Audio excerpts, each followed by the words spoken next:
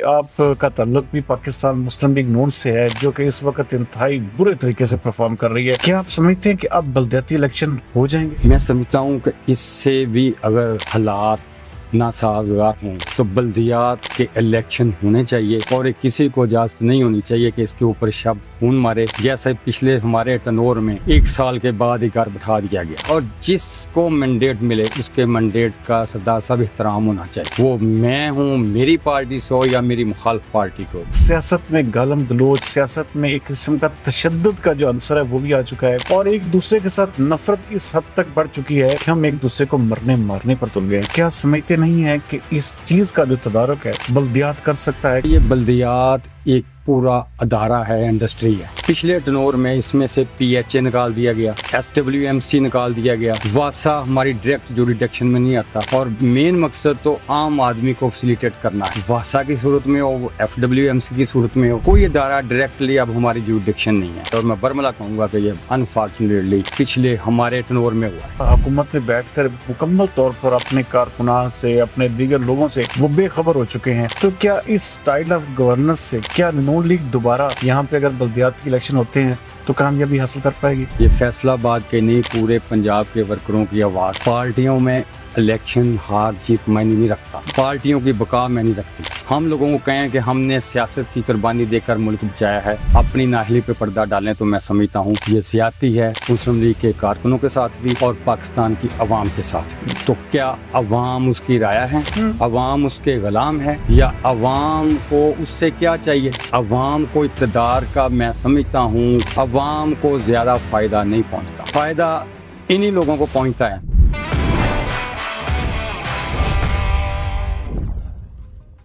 Podcast with सरदार अमीर जतोई में एक बार फिर खुशामदीद नाज़रीन। बल्दियाती इलेक्शंस के हवाले से पंजाब हुकूमत जो है वो अपने इक़दामात जो है वो करने जा रही है और ख़ास तौर पर इसके हवाले से जो एक बिल है वो भी बहुत जल्द असम्बली में पेश किया जा रहा है। इसी सीरीज़ के हवाले से आज हमने जिस मेहमान शख्सियत को अपने स्टूडियो में मदऊ किया है वो साबका चेयरमैन है, एक दफ़ा चेयरमैन रह चुके हैं, उसके साथ साथ एक दफ़ा वाइस चेयरमैन भी रह चुके हैं और इंतहाई फैसलाबाद में शराफत की सियासत के हवाले से उनका एक नाम है। मोहतरम हक नवाज गफारी साहब, वेलकम टू द शो। कैसे हैं जी? ठीक ठाक जी अल्हम्दुलिल्लाह सरदार साहब, बहुत मेहरबानी, शुक्रिया। पहले तो मैं आपका मशकूर हूँ कि जनाब आपने जो बल्दियात के हवाले से मुझे मौका दिया, बहुत मेहरबानी, शुक्रिया। क्योंकि बहुत जल्द आपका एक किस्म का अब टाइम फिर जो मुझे लग रहा है आने वाला है जी और बहुत जल्द ये इलेक्शन जो है हो जाएंगे। अच्छा, हम आगे बढ़ेंगे लेकिन सबसे पहले ये मैं पूछना चाहूंगा कि हक नवाज गफारी साहब का बचपन कहाँ पर गुजरा, पले बड़े कहाँ पर और कैसे शुरुआत कैसे की जिंदगी की? जी बहुत मेहरबानी, शुक्रिया। डुडीवाला से मैं बिलोंग करता हूँ जी, तो अब यहीं से कहूँगा ना, क्योंकि सियासी सफ़र यहीं से शुरू हुआ। BCom मैंने किया कॉमर्स कॉलेज फैसलाबाद से। उसके बाद मैंने ज़रा ये कारोबार को तरजीह दी और कपड़े की शॉप जलवी मार्केट में मैंने बना ली और वहीं से मैं समझता हूँ कि वो मेरी सियासी लाइफ का आगाज़ हुआ। तो मैंने कोशिश की अपनी लाइफ में सियासत को ज़रिया मुआश ना बनाया जाए और मैं ये बात सरदार साहब कैलकुलेटरी बात कर रहा हूँ कि जो मेरे वालिद के असर से 98 में मैं सियासत में आया हूँ, ये 2024 जा रहा है, उससे मेरे पास कम है।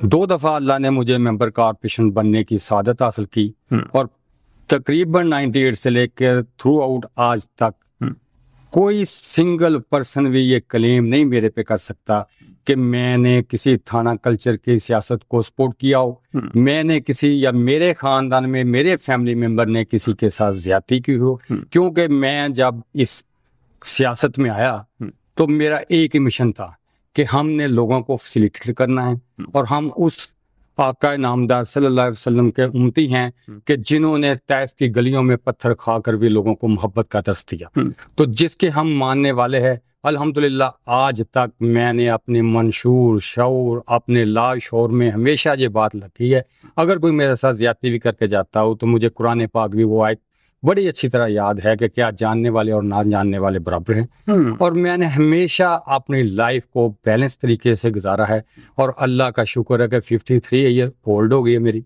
एज हो गई है जी। अल्हम्दुलिल्लाह मैं अपने रब के पल पल के एहसान का बदला नहीं दे सकता और मैं समझता हूँ कि जिस अच्छी इन्वायरमेंट में मेरे दोस्तों ने अल्लाह के करम से मेरा साथ दिया, मेरे साथ चले, मैं क्या, मेरी औकात क्या, सरदार साहब आप मुझे बहुत देर से जानते हैं, ठीक है। मैं समझता हूँ ये सिर्फ मेरे रब का मेरे पे फजल है।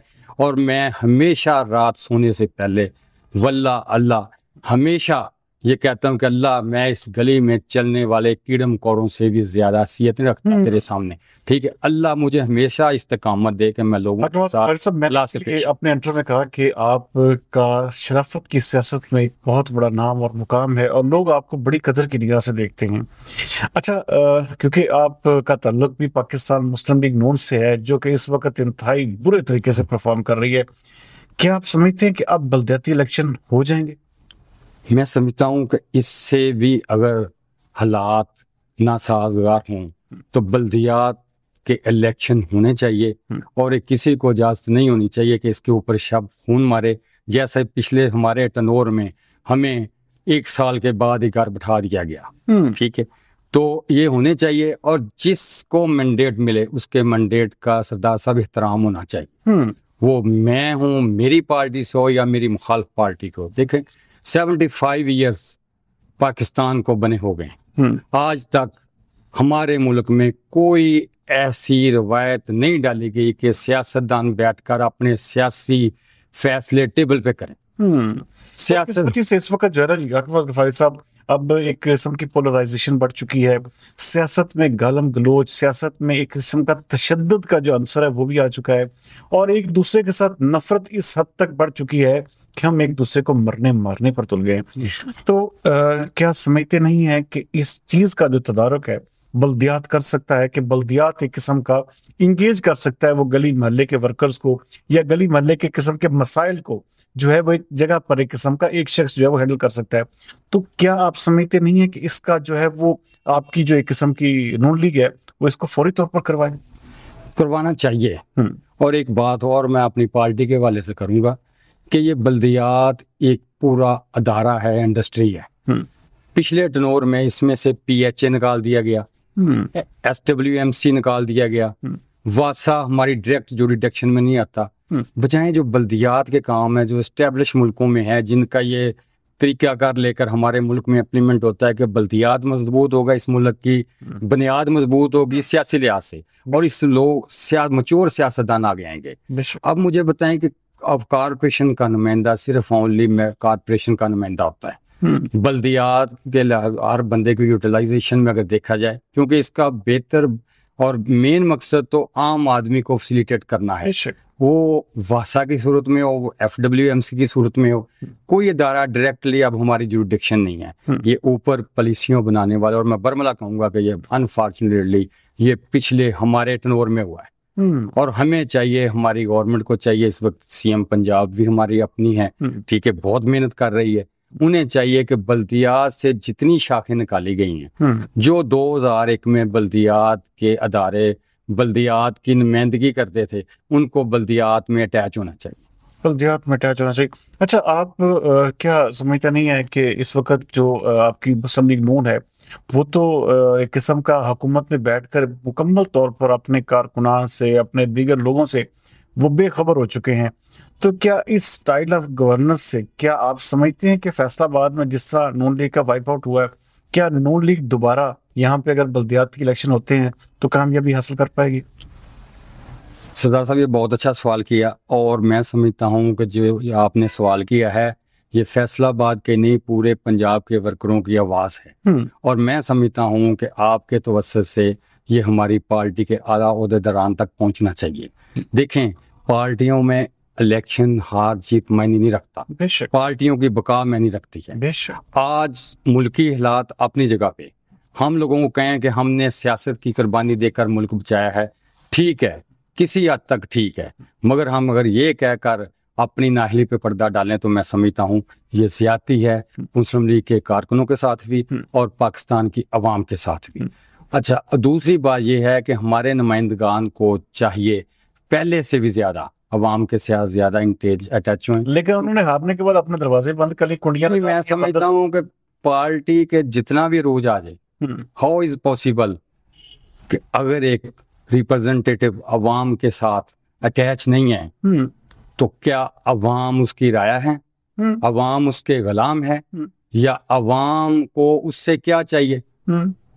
देखें, अवाम को इक़्तिदार का मैं समझता हूँ कि जब से मैंने वो संभाला है सरदार साहब, अवाम को ज्यादा फायदा नहीं पहुंचता। बेशक फायदा इन्हीं लोगों को पहुंचता है, और ये अपने फायदे के लिए भी अगर आप लोगों के साथ मोहब्बत नहीं कर सकते तो मैं चाहता हूं कि पार्टी के कायदीन को भी चाहिए कि रिवाइज कर ले ना।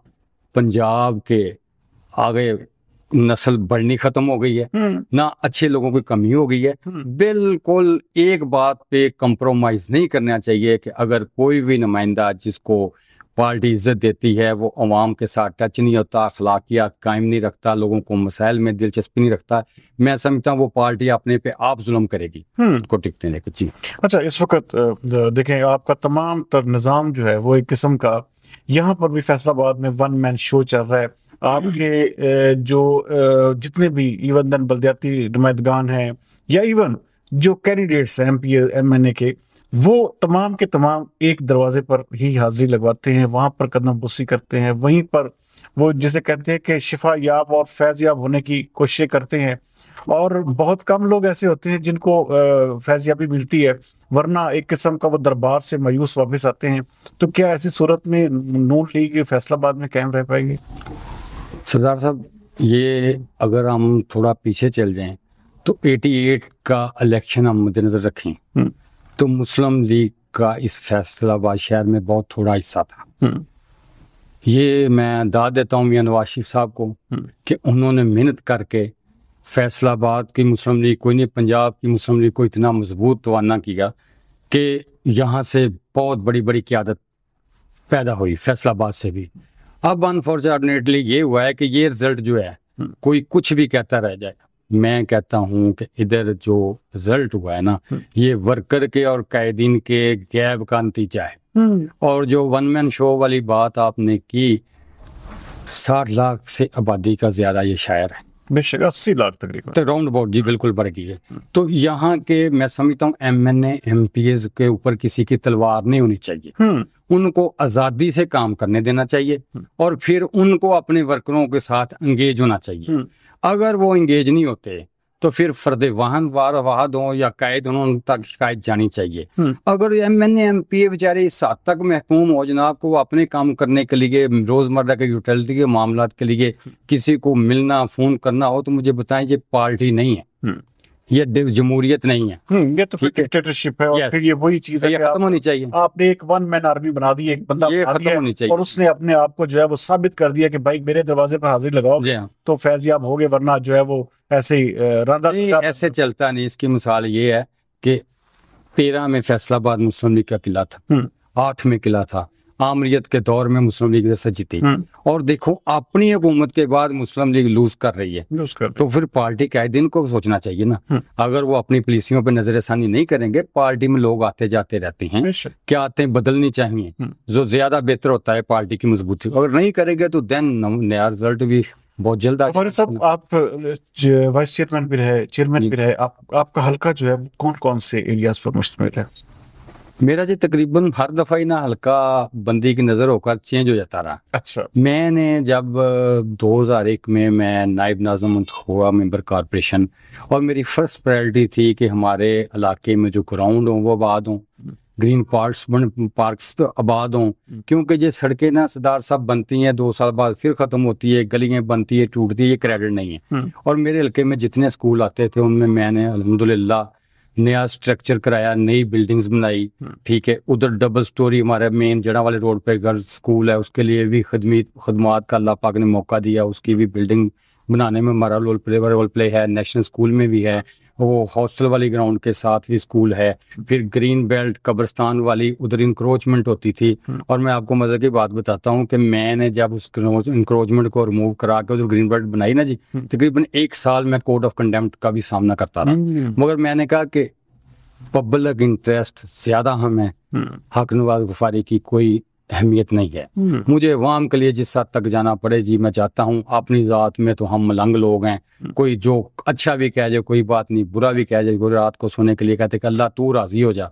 मैं समझता हूँ पूरी दुनिया। क्या आप भी लोग आपके पास, आप अभी बल्दियाती नुमाइंदे नहीं है, जारी बात है, सबका चेयरमैन है, अब भी लोग आपके पास अपने मसाइल के हल के लिए आते हैं? जी वाई नॉट, आते हैं और अल्हम्दुलिल्लाह प्रॉपर टाइम देते हैं, शाम को भी बैठते हैं, सुबह भी दोस्तों के साथ बैठते हैं। और कभी कभी भी सरदार साहब कैलकुलेट नहीं किया कि मैंने इसका काम किया है, वो कहते हैं नेकी कर दरिया में डाल, सिला में जाना अल्लाह, रोज की बुनियाद पर होता है। क्योंकि बल्दियात का जो है को फैमिली मैटर्स भी होते हैं, डाइवोर्स वगैरह कोई केसेस होते हैं, लोग तो आते हैं अब भी ऐसे ही, कोई यूनियन काउंसिल के मुतल्लिक आते हैं। यूनियन काउंसिल में भी बहुत गैप है और उसके ऊपर चेक एंड बैलेंस कोई नहीं है, हम अब है नहीं है, लोगों को बहुत ज़्यादा मसाइल हैं, वो लेट अंदराज के नाम पे उनके साथ बहुत ज़्यादती हो जाती है। तो पार्टी, क्योंकि मुस्लिम लीग मेरी गवर्नमेंट पार्टी, मेरी पार्टी की गवर्नमेंट, उनको चाहिए कि इधर नुमाइंदे अपने लगा दें ताकि लोगों को सहूलत मिले। जो बंदा पहले ही ऑलरेडी कोई बेफाम के लिए परेशान है, बच्चों को एडमिशन कराने के लिए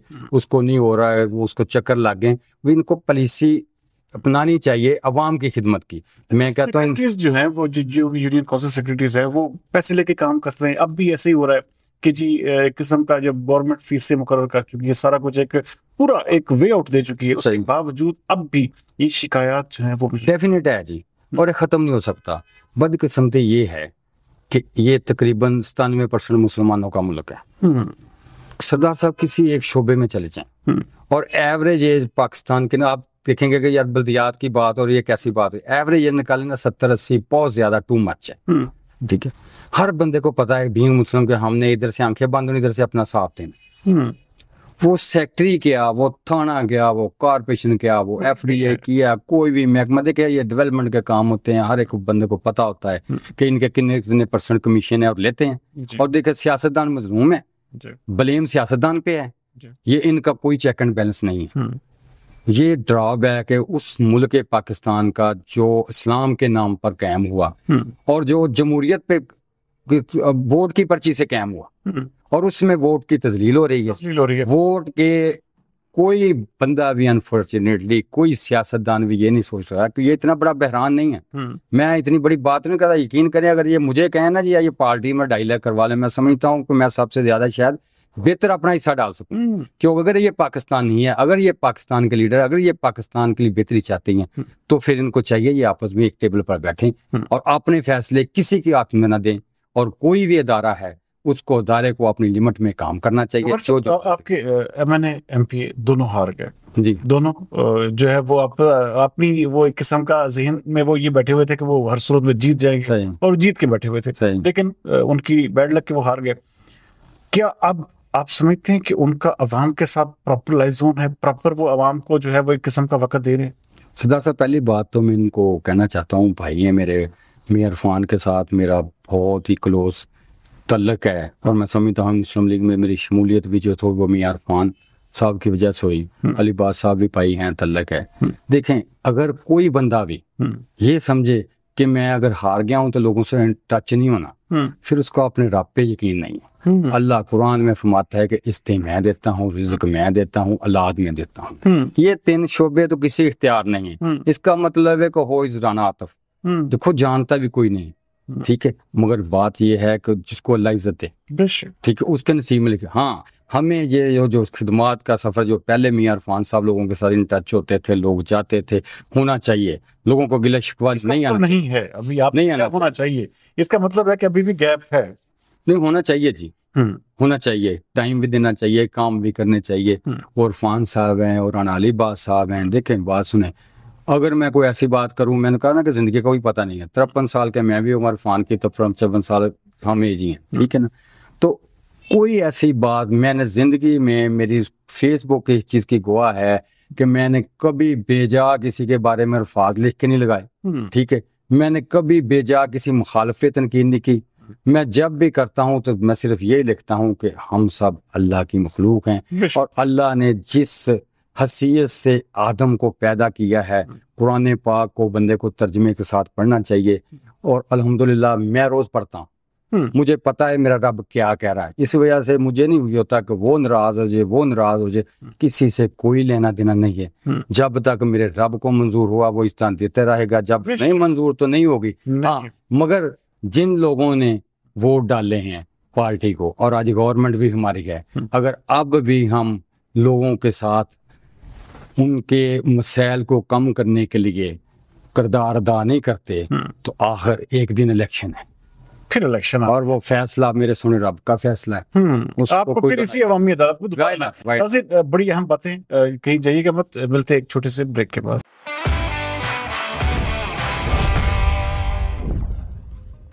वेलकम बैक नाज़रीन। हक नवाज गफारी साहब, आप जारी बात है, अपना बिजनेस भी है, अपनी आवाम भी है, लोगों से मेल मिलाप भी बहुत ज्यादा है। ऐसा कौन सा काम है या ऐसी कौन सी हॉबी है जो आप रोजाना की बुनियाद पर करते हैं? मैं जी अल्हम्दुलिल्लाह अपने दिन का आगाज कहना, बल्कि मैं दोस्तों को भी कहता हूँ, सुबह मैंने जब भी घर से निकलना है ना जी, मैंने उस वक्त कुरान पाक पढ़ना है तर्जुमे के साथ, और मैंने नफल पढ़ने हैं। नफल ये पढ़ने के अल्लाह मैं इस औकात के मालिक नहीं था, ये तेरा मेरे पे शुक्र है, और अल्लाह मुझे कभी भी तकब्बर वाली सिफात में ना ले जाना, मुझे हमेशा अपने आज़िज़ बंदों में रखना। बाजी मेरी रोजाना की बुनियाद पर अल्हम्दुलिल्लाह ये लाभ है। ट्रैवलिंग भी करते हैं? मैं देखिए कैसा अल्लाह ने मुझे रखा है कि ना मुझे बाइक चलानी आई है सारी उम्र, ना मुझे गाड़ी चलानी आती है। अच्छा। मेरे दोस्त ही मेरा सरमाया है जी। अच्छा। अल्लाह ने गाड़ी भी दी है, सब कुछ दिया है। अल्लाह ने हर वो सहूलत दी है कि जिसका मैं शुक्र अदा करना भी चाहूँ तो नहीं कर सका, बड़ा अल्लाह का एहसान है। मगर मुझे जो चलानी नहीं आती जी, मेरे साथ कोई होता है, इस वजह से मेरी तन्हाई का कुछ है ना जी, वो नहीं हो सकता।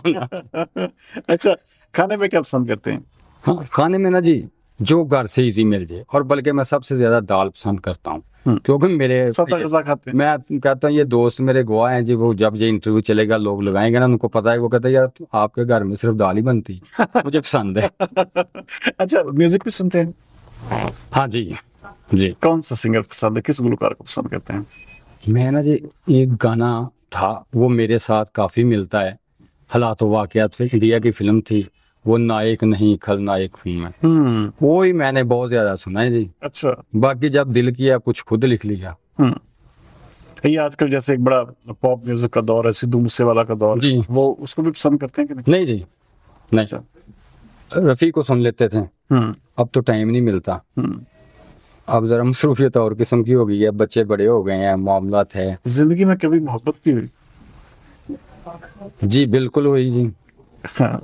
और मैंने जब होश संभाला ना, मेरी एक ख्वाहिश थी कि मैं अल्लाह की कुदरत को पहचानूं, और मैं इसकी गाइडलाइन के लिए बहुत सारे लोगों के पास भी गया, और फिर जब अल्लाह ने ये चीज़ें अता की ना, मैं अल्लाह का बड़ा लाख शुक्र अदा करता हूँ कि यकीन जानने के मैं समझता हूँ कि इतना राब्ता ज़रूर मेरा मेरे रब के साथ है कि जो होना होता है ना जी, अल्हम्दुलिल्लाह मुझे पहले ही पता चल जाता है, ये अल्लाह का करम है।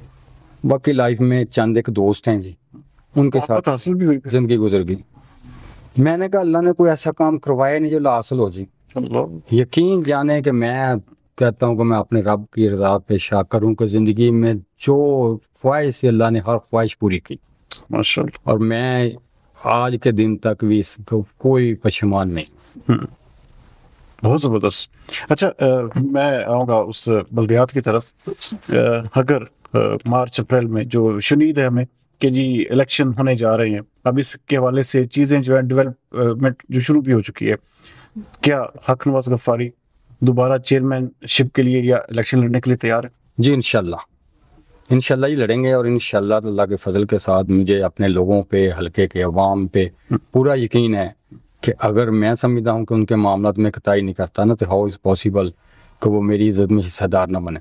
इंशाल्लाह वो मेरी जो चेयरमैनशिप होती है उसमें बराबर के शरीक होते हैं, और इंशाल्लाह अल्लाह इज्जत देगा जी। होपफुल हैं दोबारा? इंशाल्लाह पूरे भारी मार्जिन? अल्हम्दुलिल्लाह जी, अल्हम्दुलिल्लाह। कहीं ये आपकी पार्टी जो नून लीग है उसकी तरह तो नहीं हो जाएगा? नहीं, उसकी वजह ये है ना, नून लीग से भी लोग जीते हैं। देखिए पार्टी के जो मेरे हरे दोस्त हैं, मेरे लीडर है, कैदी, उनको तो भी सोचना चाहिए, अवाम का कोई कसूर नहीं। 1.5 साल गवर्नमेंट की पॉलिसी, जब अवाम को हमने नाक में दम कर दिया, हमें किसने कहा था जी कि निगरान सेटअप में आ जाओ जी, गवर्नमेंट ले लें जी, हमें नहीं लेनी चाहिए थी। और यकीन जानिए कि वो 804 का किसी ने नाम भी नहीं लेना था। वो तो हम उसको खुद प्रमोट कर रहे हैं। जब वो गिरने लगता है हमारी पार्टी वाले आ जाते हैं, नहीं नहीं जी इस नेक काम में हमको पीछे रहें।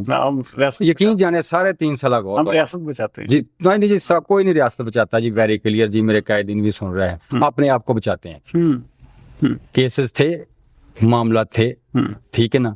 हम भी पिछला 3.5-4 साल हमारा भी समय सारा मार्शल हुआ है, जो मेरे पे पूरी लाइफ में जी एक साथ कौन जगह पे पर्चा भी नहीं था। और मेरे पे पिछले दौर में सियासी लिहाज में कुछ 7-8 FIR हुई, ठीक है, हमने फेस किया। हम पार्टी के साथ खड़े रहे इंशाल्लाह, जब तक अल्लाह ने हिम्मत दी। ये हमारे साथ खड़े हैं, हम इनके साथ खड़े हैं, ठीक है जी। ये हमारे साथ खड़े हैं, हम इनके साथ खड़े हैं। अब क्या आप समझते हैं कि जिस तरह पाकिस्तान तहरीक इंसाफ के साथ उनके कारकुनान के साथ ये जो एक किस्म का हो रहा है, क्या ये दुरुस्त अमल है? नहीं नहीं, ये बहुत गलत है। और मैं समझता हूँ कि हमें सीखना चाहिए, कि पिछले दौर से भी सीखना चाहिए, उससे पहले भी सीखना चाहिए। आज जो हम कर रहे हैं, कल मुकाफत अमल भी है, कल भी हमने भुगता है, ठीक है जी। 90 में भी भुगता था, 98 के बाद भी भुगता था। तो अब कैसे इस मुल्क की मजाज चेंज हो गए, हालात मतलब हो नहीं सकता। इसलिए हमें चाहिए कि हमें सियासी मामला, सियासत के मैदान के फैसले होने चाहिए, और जिसका मैंडेट हो उसका एहतराम होना चाहिए, उसके हैंड ओवर करना चाहिए। अगर पाकिस्तान को आगे लेकर जाना चाहते हैं, हम पाकिस्तान की मजबूती चाहते हैं, हम चाहते हैं कि हमारा बाइज्जत कौमों में शुमार हो, तो हमें किसी के मैंडेट पे भी किसी भी शक्ल में शाहपुर नहीं मारना चाहिए। अच्छा, आखिर में हक नवाज गफ्फारी अपने हल्के के हवाले से, खासतौर पर अपनी यूनियन के हवाले से, ऐसा कौन सा मंसूबा या विजन रखते हैं जो चाहते हैं कि आपकी जिंदगी में वो हर सूरत में हो और आपकी निगरानी में हो? हमारी यूनियन काउंसिल में तकरीबन मसाइल तो अब कम हैं, काफ़ी कम हो गए, क्योंकि काफ़ी देर से इधर से हैं, और लोगों से कुछ हमने किया, कुछ हमारे मुखालफों ने भी किए, उनकी भी गवर्नमेंट आई, उन्होंने भी इलाके के लिए काम किए, होते रहे। मगर मैं समझता हूँ कि हल्के की बात छोड़ें सरदार साहब, आपका एक जो मीडिया है इसका एक नाम है, और पूरे पंजाब में, पाकिस्तान में आवाज़ सुनी जाती है। मैं आपसे सवाल करता हूँ जी, कि फैसलाबाद जितने इतने के शहर को मेट्रो की जरूरत नहीं थी, इसका इंफ्रास्ट्रक्चर को बेहतर बनाने की जरूरत थी। पानी की लाइनें तो साफ नहीं आ रही। हमारे जितने पेशेंट आप देख लें, 100 बंदा चेक कराता है, 60% ज्यादा हेपेटाइटिस के मरीज होते हैं, ठीक है ना जी। इंडस्ट्रियल स्टेट है, इंडस्ट्रियल स्टेट के इस पानी को डैम्प करने के लिए इनके पास क्या पॉलिसी है, ठीक है। असल ये है कि मेरे बच्चे खुश हैं, सेहतमंद है, मैं सेहतमंद हूँ। हल्के की बात नहीं है, आपने बड़ा अच्छा मौका प्रोवाइड किया। मैं चाहता हूँ कि ये मेट्रो पे जितने पैसे लग रहे हैं, ठीक है, ये इतना बड़ा फैसलाबाद शहर नहीं किसी मेट्रो की जरूरत हो, 3-4 अंडरपास बन जाते, और इसके सीवरेज सिस्टम, इसका वाटर सप्लाई सिस्टम, और इसके अलावा कि जिन इलाकों में देखो फैसलाबाद अब शहर है, फैसलाबाद पाकिस्तान का 3रा बड़ा शहर है और इनकम देने वाला शहर है, ठीक है। अब भी मेरी यूनियन काउंसिल में आज मैं आपको दिखा दूंगा, बिजली नहीं होता। गैस की तो बात छोड़े ना, कुछ इलाका हैं उधर बिजली नहीं है। आपकी अपनी यूनियन काउंसिल? मेरी अपनी यूनियन काउंसिल में। क्या वजह? ठीक है, वजह ये है कि असल में ये है कि मास्टर प्लान कोई नहीं, मैं कहता हूँ इसका इंफ्रास्ट्रक्चर नया सिरे से रिवाइज करना चाहिए, ठीक है। उसमें देखें कि जो कॉलोनीज 2-1.5 मरले वाली, सरदार साहब कौन सी कॉलोनी होती है, लोग आए जिम्मेदार से ली, 2-4 गलियां काटी होगी, नाम एक लग गया। अब उनकी बिजली इस वजह से नहीं लग रही जी, कॉलोनी और आगे देख लें भाई, कॉलोनी का उधर कोई पार्क दिया है, कोई स्कूल दिया है, कम्युनिटी सेंटर दिया है, जो 2 मरले की परचेज करेगा। और हमारे जैसी यूनियन काउंसिलों में जिधर 4-5 लाख से ज्यादा रेट नहीं है, तो असल बात है इसकी बुनियाद को बेहतर करने की है कि फैसलाबाद का सिस्टम को एक रेगुलेट जी। और जितने पैसे में मेट्रो बन रही है, मेरा दावा है कि इतने पैसे में फैसलाबाद की सेहत भी बेहतर हो जाएगी, क्योंकि जब पानी साफ मिलेगा ना जी, तो वो सेहत भी ठीक हो जाएगी, सीवरेज सिस्टम ठीक होगा, बहुत सारी बीमारियां ठीक हो जाएगी। और कैसा सिस्टम है कि चाहिए होते हैं सेंट्री वर्कर, ठीक है। 2001 में हम मेंबर से हमारे पास 30-32 होते थे, और अभी हमारे पास 16-17 थे। आबादी इंक्रीज कर गई है, यूनियन काउंसिल का हुजूम बढ़ गया और सेंट्री वर्कर कम हो रहे हैं। वो AMOs आ गए, फलां आ गए जी, वो इधर तेल की कंजप्शन बढ़ गई है, वो हमारी जरूरत नहीं है, ठीक है। आज अरबों में बजट है, मगर बुनियादी सूरत घर पे खाकरोब नहीं आता। जब ये बुनियादी मसाइल हैं, हल्के को छोड़े, जिसको अल्लाह देगा इज्जत वो जीतेगा। मगर ये काम क्या कर रहे हैं, मेरी गवर्नमेंट है, मुझे तकलीफ है कि ये अफसर भर्ती कर रहे हैं, ठीक है। ये इसका सिर्फ जो बजट होता था ना जी, मेरा ख्याल है कि करोड़ों में होता था 2001 में, और उसमें एक यूनियन काउंसिल को 30, 35, 40 सैनिटरी वर्कर होते थे, ठीक है। और उधर का जो इंस्पेक्टर होता ना, से क्वालिफाई बंदा होता था। अब इसके एएमओ का कर लेंगे, उसने सैनिटरी में कोई डिप्लोमा वगैरह किया है, इंस्पेक्टर ने किया है, और जो सुपरवाइजर लगाए हैं वो चौथे सेल के दर्जा 4 के सुपरवाइजर लगाए हैं। ये उस शोबे के साथ कर रहे हैं जो बुनियाद है सेहतमंद माशरा बनाने की, ठीक है। काम तो इसमें होना चाहिए, ये सारा बजट इधर लगना चाहिए, फैसलाबाद में पूरे पाकिस्तान में ऐसा होना चाहिए। मगर अनफॉर्चुनेटली इधर पॉलिसी सब वो जो पॉलिसीज बनाने वाले पता नहीं कौन लोग होते हैं, ठीक है ना, वो उस पे बहुत बड़ी बात आपने गफार साहब की कि यहाँ पर असल में जो जरूरत है वो फैसलाबाद जैसे शहर को एक साफ पानी, साफ सीवरेज और एक अच्छा एक जो जिसे कहते हैं ना कि सफाई शुदा माहौल जो है इस वक्त चाहिए, ना कि ये मेट्रो जरूरत है। लेकिन कैसी बात है कि हमारे जो इस वक्त हुकूमत है वो एक अपने आप को जिसे कहते हैं कि बड़े मंसूबे शो करने के लिए इस तरह के जो अखराजात है वो कर रही है। हालांकि तालीम और सेहत ऐसे मैदान है जहाँ पर अभी बहुत कुछ करना बाकी है, क्योंकि हम बहुत पीछे हैं। दीगर जितनी भी कौमें ले लें, दीगर जितने भी ममालिक ले लें। तो बहरहाल हक नवाज गफारी साहब, आपका बहुत बहुत शुक्रिया, आज आपने हमारे पॉडकास्ट में शिरकत की। उम्मीद करते हैं कि आने वाला जो बल्दियाती इलेक्शन है आपके हवाले से जो है वो खुशखबरी भी लाएगा, और आप जैसे किस्म के शरीफाना सियासत के जो एक आप दाई हैं, आप उसी तरह अपने हल्के की खिदमत भी जारी रखेंगे।